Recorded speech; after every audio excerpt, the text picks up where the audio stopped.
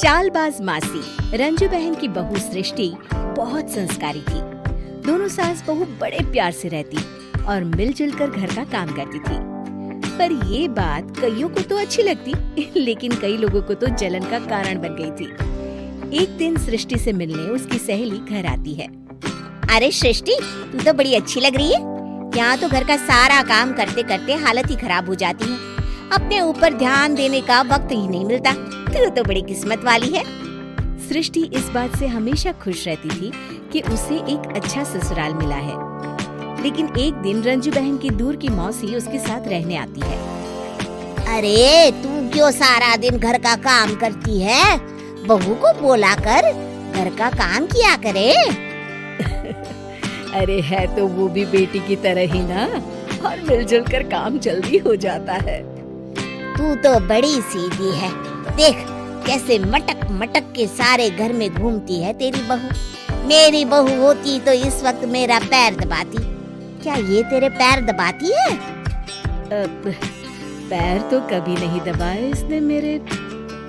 ये सुनकर रंजना मौसी समझ जाती है कि उसने अपना काम कर दिया।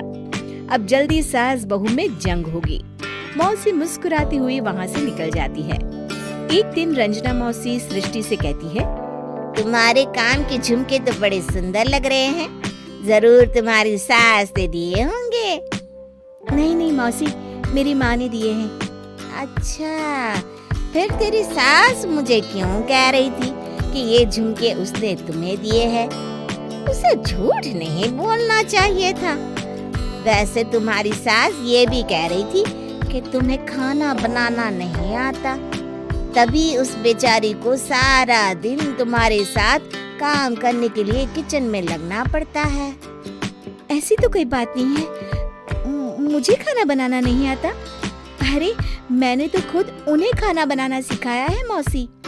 रंजना मौसी वहाँ से चली जाती है। किचन में सृष्टि खाना बना रही होती है कि तभी उसकी सास वहाँ आ जाती है और वो कहती है, आज मेरे पैर में बहुत दर्द है, खाना तू ही बना ले।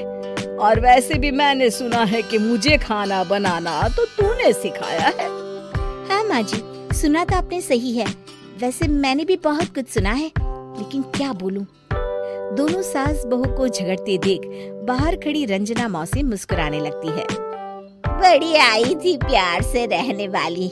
इन्हें कोई बताए सास कभी माँ नहीं बन सकती और ना ही कभी बहू बेटी। शाम को रंजना मौसी सृष्टि को बुलाती है। अरे सृष्टि बेटा, जरा एक कप चाय तो दे दे। मौसी, चाय आप माँ जी से ही ले लीजिए, मैं किचन में पैर भी नहीं रखूंगी। वैसे भी मुझे कहाँ आता है चाय बनाना। तभी वहाँ रंजू आ जाती है। वो सृष्टि की बात सुन लेती है। हाँ बहू रानी, तुझे तो कुछ नहीं आता। रंजना, तो तू एक काम कर, तू ही चाय बना ले। और हाँ, सृष्टि को भी चाय दे देना। इसे क्या लगता है ये चाय नहीं बनाएगी तो क्या हम चाय नहीं पिएंगे? अरे हम पिएंगे भी और पिलाएंगे भी। रंजना मौसी थक कर उठती है। ठीक है रे रंजू दीदी, आप जैसा बोले। रंजना चाय बनाकर लाती है और सोफे पर बैठी सृष्टि और रंजू को चाय देती है। अच्छा, मैं थोड़ा मंदिर तक जा रही हूँ, रात में देर हो जाएगी आने में। रंजना देर रात घर आती है तो सृष्टि को आवाज लगाती है। अरे बहू रानी, कुछ खाने को तो दे दे, बहुत जोर से भूख लगी है। मैंने कोई खाना वाना नहीं बनाया मौसी। वैसे भी आपकी बहन तो कहती है ना कि मुझे खाना बनाना आता ही नहीं। हे भगवान, अब यह फिर से ना शुरू हो जाए। तभी वहाँ रंजू आ जाती है। रंजू, आज खाना तुम ही बना लो, और हाँ, थोड़ा खाना सृष्टि को भी दे देना, ताकि इसे भी पता चले कि हमारे यहाँ खाने का स्वाद क्या होता है।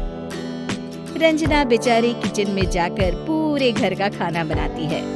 जब वो खाना बनाकर बाहर निकलती है तो सास बहू टेबल पर बैठकर उसका इंतजार कर रही होती हैं।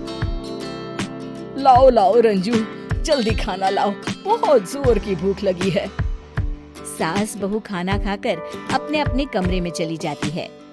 अगले दिन सुबह रंजू रंजना के कमरे में जाती है। अरे रंजू, अभी तक सो रही हो? जरा नाश्ता तो बना दो। तुम्हें तो पता है ना कि बहू आजकल किचन में पाँव भी नहीं रखती। पता नहीं किसने उसके कान भरे हैं। चलो अब उठो और नाश्ता बनाओ। और हाँ, सृष्टि को भी दे देना खाने के लिए। अरे उसे भी तो पता चले कि हमारे घर का नाश्ता कैसा होता है। मैं नीचे जा रही हूँ, जरा जल्दी वक्त पर आ जाना। हाँ। रंजना नीचे उतरती है और उसके हाथ में सूटकेस होता है।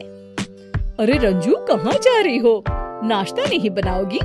अरे मौसी, बहुत जोर की भूख लगी है, नाश्ता अभी तक नहीं बना। अरे मैं कुछ नहीं बनाऊंगी, मैं तो घर जा रही हूँ। तुम सास बहू के चक्कर में मेरी तो कमर ही टूट गई। अरे अरे मौसी, कहाँ जा रही हो? तुम चली जाओगी तो हम सास बहू को खाना कौन खिलाएगा? रंजना मौसी भागते हुए कहती है। अरे मेरे बस की नहीं है, मुझे माफ करो। मैंने तो गलती कर दी तुम दोनों के बीच में झगड़ा लगाकर। रंजना मौसी के जाने के बाद रंजू सृष्टि से कहती है, बढ़िया आई थी हमारे बीच लड़ाई लगवाने वाली। अरे कौन कहता है कि सास माँ और बहू बेटी नहीं बन सकती? सही कह रही है माँ। अगर ऐसे भड़काने वाले लोगों से दूर रहा जाए तो हर सास माँ और हर बहू बेटी बन सकती है।